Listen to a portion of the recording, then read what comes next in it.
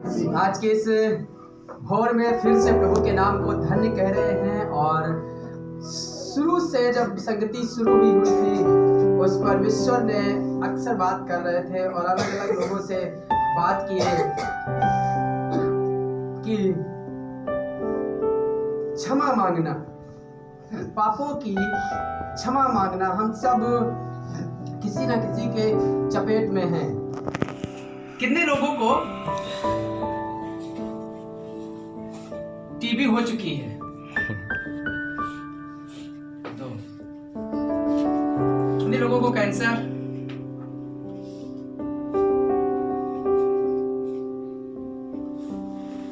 बुखार,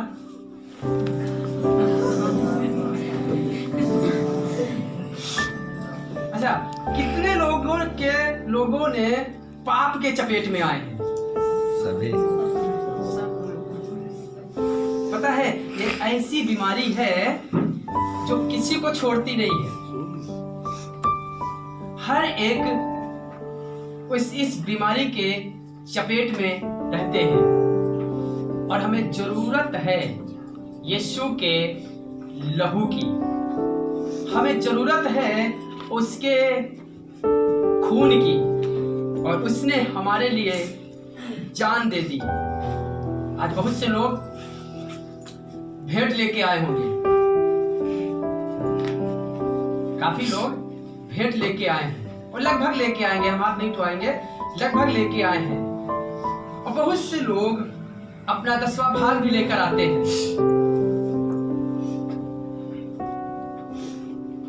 और परमेश्वर के घर में बहुत से लोग धन्यवाद का बलिदान लेकर आते हैं, प्रार्थना लेकर आते हैं। आज हम बात करेंगे जब उसके घर में आए हैं अपनी भेंट लेकर, अपना धन्यवाद का भेंट लेकर। परमेश्वर चाहते हैं कि इससे पहले कि भेंट चढ़ाई जाए, भेंट चढ़ाने वाला पवित्र होना चाहिए। भेंट चढ़ाने वाला पवित्र होना चाहिए। जैसे हम भेंट लेके आते हैं, अपने अपने मसले लेकर आते हैं। पुराने नियम में किसी लोगों के पास भेंट चढ़ाया करते थे, भेड़ बकरियों को लेकर यहोवा के पास जाया करते थे, अन्न लेकर यहोवा के पास जाया करते थे। आज हमारे पास धन्यवाद और स्तुति आराधना करने आते हैं। इससे पहले कि हमारी आराधना, हमारी भेंट ग्रहण हो, उससे पहले परमेश्वर हमें ग्रहण करता है। और यदि हम उसके ग्रहण योग्य नहीं हैं तो हमारी भेंट ग्रहण नहीं होगी, हमारी प्रार्थना उस तक नहीं पहुंचेगी और फिर हम जैसे आए थे वैसे ही लौटकर घर चले जाएंगे। आज कितने लोग कई साल से आ रहे हैं पर परेशान हैं।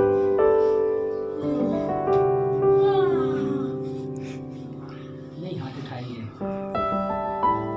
मत उठाइए, पर परमेश्वर जानता है और आप जानते हैं क्या कारण है कि हमारी प्रार्थना, हमारी भेंट, हम दशवांश भी बहुत देते हैं, हम हर इतवार को सुबह आकर आराधनालय में भेंट भी चढ़ाते हैं, सब कुछ करते हैं, पर हमारी प्रार्थनाओं का जवाब आज तक न मिला।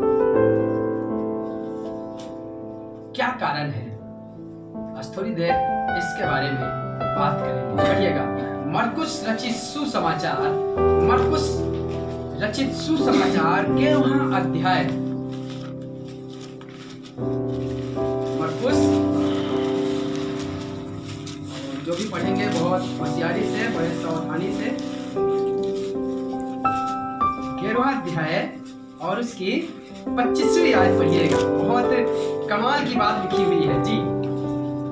हम वर्षों से प्रार्थना करते आए हैं, हम वर्षों से भेंट लेकर आए हैं, वर्षों सालों से भेंट लेकर आ रहे हैं, और परमेश्वर की बातों को आज तक हम समझ नहीं पाए। सुनिएगा। और जब कभी तुम खड़े हुए प्रार्थना करते हो, जब कभी तुम खड़े हुए प्रार्थना करते हो, सिर्फ आराधनालय नहीं, जब हम घर में भी प्रार्थना करते हैं, जब किसी के लिए प्रार्थना करने जाते हैं, जब हम आराधनालय में, घर में, जहां कहीं हम प्रार्थना करते हैं, प्रभु यीशु मसीह सिखाने लगे, कहने लगे जब तुम खड़े होकर प्रार्थना करते हो, उससे पहले लिखा है कि जो कुछ तुम प्रार्थना में मांगते हो प्रतीति करो कि तुम्हें मिल गया।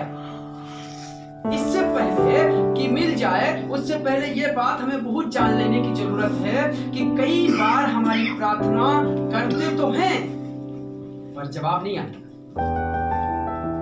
उत्तर नहीं आया अभी तक। 8 साल हो गए प्रभु के साथ चलते चलते, रोज प्रार्थना करते हैं पर जवाब नहीं आया। कहने लगा जब तुम खड़े होकर प्रार्थना करते हो जी,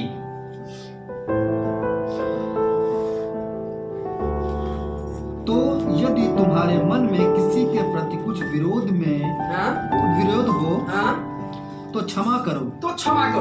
कहने लगा यदि तुम्हें, जब तुम प्रार्थना करने आते हो, जब तुम भेंट लेकर आते हो, जब तुम 10वां भाग लेकर आते हो, जब अनाज का 10वां भाग लेकर प्रभु के घर में आते हो, तो ये चीज याद रखें कि जब तुम खड़े होकर हाथों को उठाकर उसके समीप धन्यवाद देते हो, उससे प्रार्थना करते हो, प्रभु हमारे घर पर, हमारे बच्चों पर, हमारे पति पर या पति अपनी पत्नी पर दया करे प्रभु। इससे पहले कि वो दया करे, लिखा है कि जब तुम प्रार्थना करते हो तो याद रखो कि तुम्हें किसी के विरुद्ध यदि विरोध है, उर्दू में लिखा है शिकायत है, और हमारे दिल में कहीं ना कहीं किसी के प्रति शिकायत वर्षों तक बनी रहती है, सालों साल बनी रहती है, और यही कारण है कि हमारी प्रार्थना उस तक नहीं पहुंच पाती। हम प्रार्थना करते हैं, हम घंटों प्रार्थनाएं करते हैं, 2-2 घंटे प्रार्थनाएं करते हैं कलीसिया में, हर संडे रविवार को इस जगह पर प्रभु के घर में मिलते हैं, पर मेरी प्रार्थना उस तक नहीं पहुंच रही है। कोई वस्तु है, कोई चीज है जो हमारी प्रार्थनाओं को उस तक नहीं पहुंचने दे रही, और वो है हमारे मन में जो किसी के प्रति विरोध है, शिकायत है, और आज तक हम क्षमा नहीं कर पाए हैं।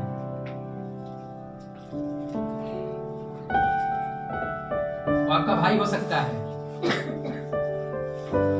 वो हमारी मम्मी हो सकती है, हमारी बहन हो सकती है, कलीसिया का कोई शख्स हो सकता है। भाई इतने कब हमसे ये बातें कही मुझे नहीं पता, मैं तो भूल गया, पर जब परमेश्वर ने इस पर प्रकट किया कि कोई है जो तेरी प्रार्थना को रोकता है, आज भी मुझे भी ये बात मालूम होनी चाहिए कि मेरी प्रार्थना रुक जाती है, और कई साल तक प्रार्थनाएं करते रहते और मेरी प्रार्थनाओं का जवाब नहीं आता, और फिर हम चुपचाप बैठे रहते और परेशान रहते हैं। परेशान होने का यही कारण है कि हम जब प्रभु के घर भेंट लेके आते हैं, जब प्रभु के पास वो लेके कोई चीज लेके आते हैं, तो अपनी शिकायत क्षमा नहीं कर पाते उससे, और हमारी क्षमा ना करना हमारे लिए पाप, हमारी प्रार्थनाओं का रुकावट बन जाता है। हम भी प्रार्थना करते रहते हैं, पादी साहब को भी बुलाते रहते हैं, और यहाँ तक कि कई प्रार्थनाएं घर में करवाएं पर कोई असर नहीं हुआ। एक जगह पे पढ़ा है कि प्रार्थना करने वाला और प्रार्थना कराने वाला दोनों के अंदर विश्वास होना चाहिए।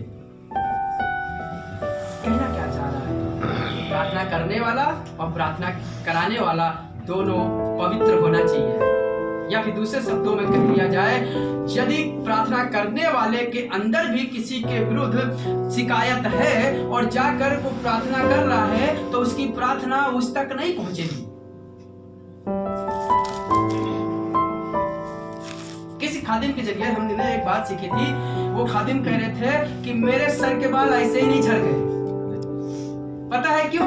क्योंकि उन्होंने किसी को क्षमा नहीं कर पा रहे थे, बहुत बीमार थे और किसी को क्षमा नहीं कर पा रहे थे,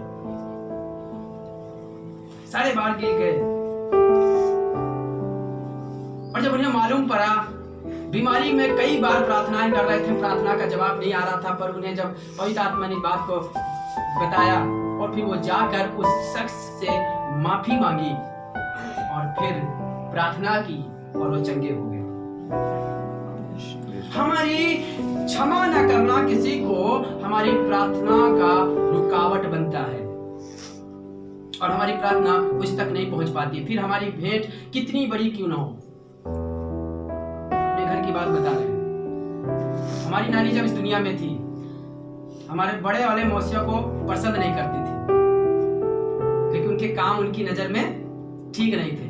फिर चाहे वो 500 की मिठाई ले आए और फिर चाहे 1000 वाली ले आए, उनके लिए सब बेकार है।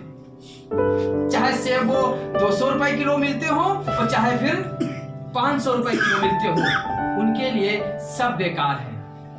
कहने का मतलब है, शिकायत यदि किसी के प्रति है तो भेंट ग्रहण नहीं होती है।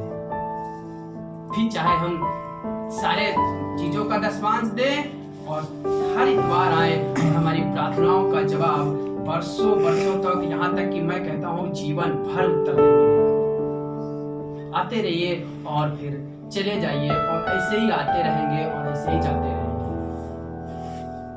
जब तुम किसी के लिए प्रार्थना करते हो, तुम्हारे विषय में यदि किसी के विरुद्ध पाप है तो उसे क्षमा करें, विरोध है तो क्षमा करें, इसलिए कि तुम्हारा स्वर्गीय पिता भी तुम्हारे अपराध क्षमा करे और हमारा स्वर्गीय पिता हमारे अपराध क्षमा करे।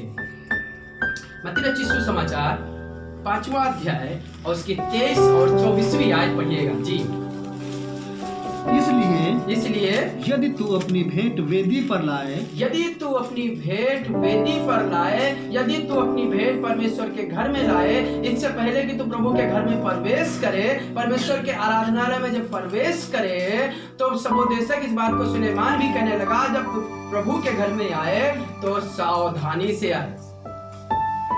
सावधानी का मतलब क्या है कि यदि तेरे विरुद्ध किसी के प्रति विरोध है, शिकायत है, घर में झगड़ा करके आए, दिमाग खराब है और प्रार्थना करे जा रहे हैं और क्षमा नहीं कर रहे हैं किसी को, तो मैं बताना चाहता हूँ प्रार्थनाओं का जवाब नहीं आएगा, हमारी भेंट ग्रहण नहीं होगी।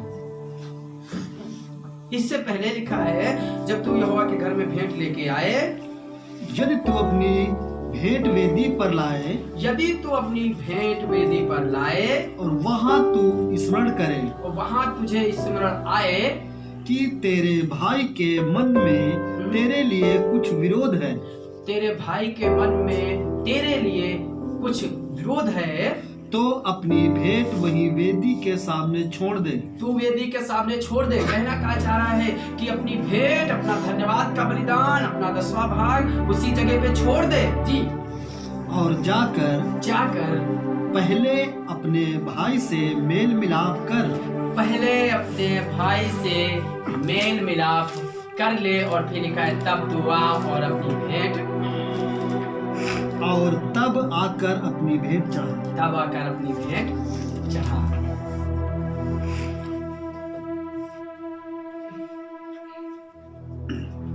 हमने अपने सीनियर पास्टर से एक बात सीखी थी, जो हम जब किसी को क्षमा नहीं कर पाते या नहीं करते, वो क्षमा हमारे लिए पाप को दर्शाता है, और फिर पाप की मजदूरी तो मौत है। और दूसरे शब्दों में, जब मैं पिछले दिनों में पढ़ा था, जब तू यहोवा के सामने मन्नत माने तो उसे पूरी करना, और फिर ना कहना कि मैंने मुझसे भूल हो गई। और फिर लिखा है, कहीं ऐसा ना हो कि यहोवा तेरे मुंह की बातें सुनकर आप प्रसन्न हो जाए और तेरे सारे कामों को नष्ट कर दे। बातें नहीं सुनी जाएंगी, प्रार्थनाओं का जवाब नहीं आएगा, वर्षों आते रहेंगे, सालों साल आते रहेंगे और यूं ही लौट चलेंगे। इससे पहले कि जब यहोवा के घर में आए तो मन में यदि किसी के प्रति, कलीसिया का कोई शख्स हो सकता है, खादिम हो सकते हैं, यूथ हो सकता है,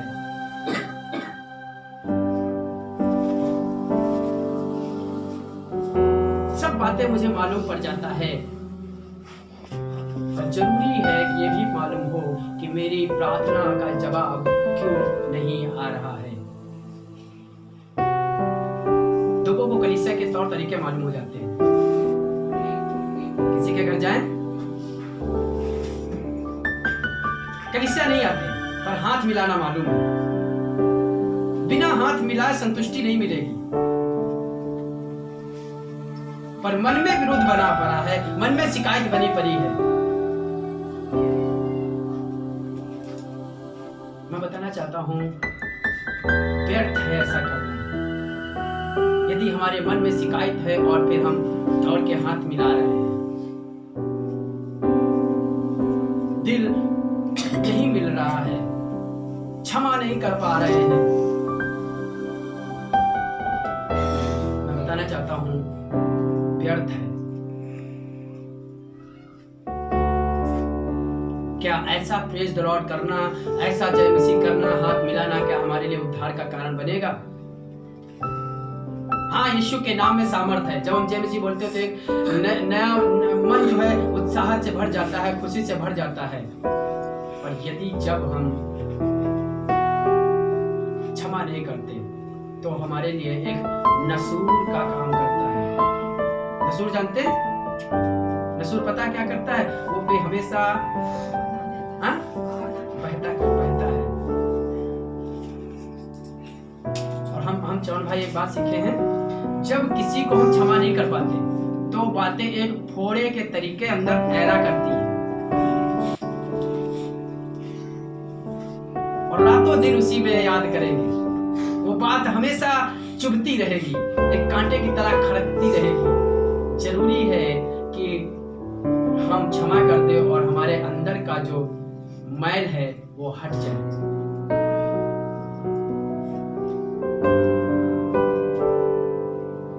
होशे की किताब, परमेश्वर चाहता क्या है? होशे की किताब 6ठा अध्याय और उसकी 6ठी आयत पढ़िएगा जी।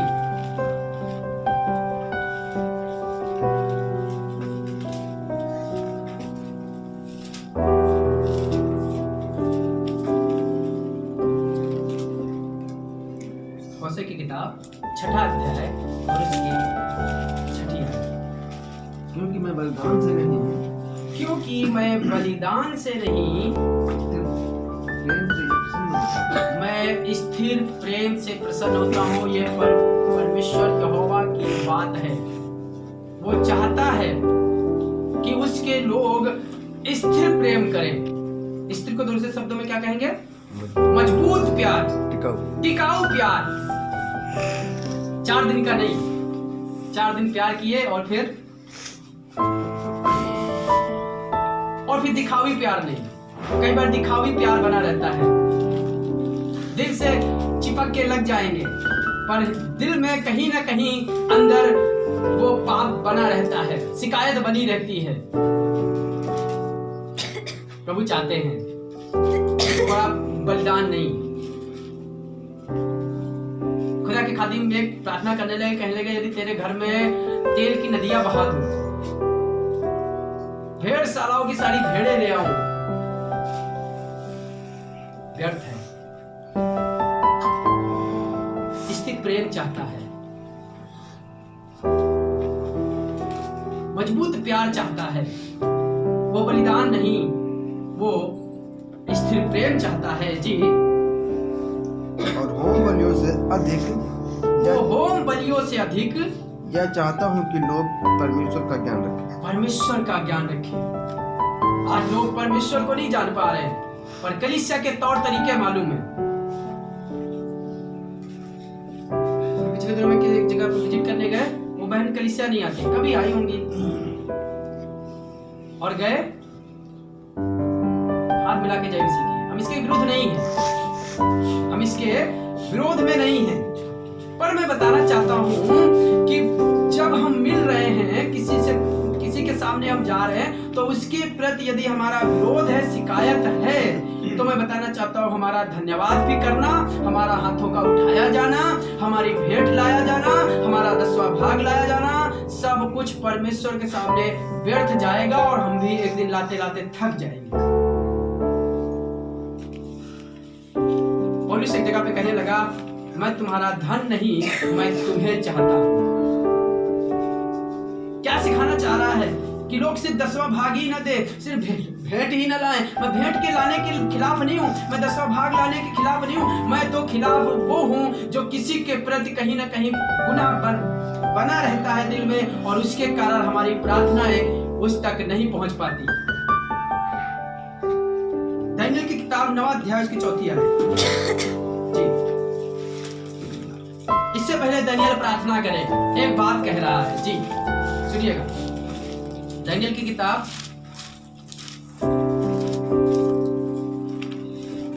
मैंने अपने परमेश्वर यहोवा से इस प्रकार प्रार्थना की, कहने लगा, मैं अपने परमेश्वर यहोवा से इस प्रकार प्रार्थना की और पाप का अंगीकार किया।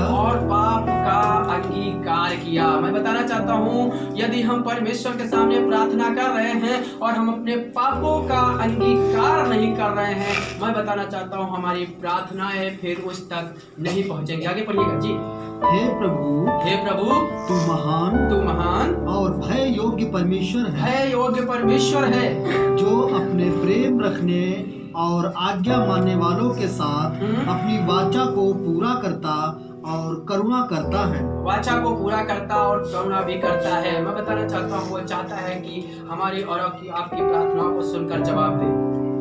अय्यूब एक बात कहने लगा, निकाल कर पढ़ लीजिएगा 22-23 में, मैं पढ़वाना नहीं चाहता हूँ। कहने लगा, यदि तू सर्वशक्तिमान की ओर फिरे, समीप जाए और अपने डेरे से कुटिल काम दूर करे, तो तू बन जाएगा। कितना आसान काम है, पर यह भी आसान नहीं कुटिल काम दूर करना। यदि हम किसी को क्षमा कर दे, हमारा क्षमा के कारण हमारे पाप हम पर दबाए रहते हैं और हमारी प्रार्थनाएं उस तक नहीं पहुंच पाती। आज मेरी दुआ है, सिर्फ आपसे नहीं पर मैं अपने आप से भी कहता हूँ, यदि किसी के प्रति कोई पाप है, यदि हम क्षमा नहीं कर पा रहे, बताना चाहता हूँ कि हमारी प्रार्थनाएं, हमारा भय, हमारा धन्यवाद का बलिदान चढ़ाया जाना सब व्यर्थ जाएगा।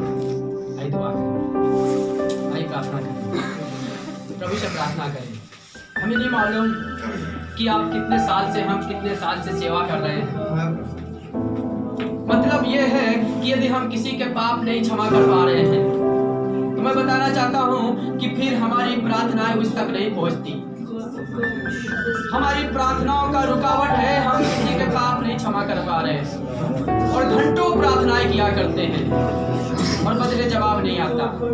थैंक यू जीसस, धन्यवाद यीशु। आज हमारे और आपके पास सिर्फ कुछ मिनट का समय है। आप याद करिए, आपका कोई रिश्तेदार हो सकता है, आपके कोई सगे हो सकते हैं, आपके घर का कोई हो सकता है, शायद खादिम हो सकते हैं, या फिर यूथ कोई हो सकता है जिसके द्वारा ठोकर लगी है और हम उसकी बातों को क्षमा नहीं कर पा रहे और उससे भी जाकर क्षमा नहीं मांग पा रहे। क्षमा 2 तरीके की होती है, एक तो परमेश्वर के प्रति और फिर जिस मनुष्य के प्रति शिकायत हो उससे जाकर क्षमा मांगना। पुराव पुत्र के बारे में लिखा है कि वो कहने लगा, मैं कहूंगा अपने पिता से कि मैं यहोवा के प्रति और तेरे प्रति पाप किया है। बताना चाहता हूं कि हम परमेश्वर के प्रति और मनुष्यों के भी प्रति पाप करता हूं और इस कारण मेरी प्रार्थनाएं नहीं जवाब दे पाते हैं। धन्यवाद प्रभु यीशु। थोड़ी देर स्मरण करें, याद करें।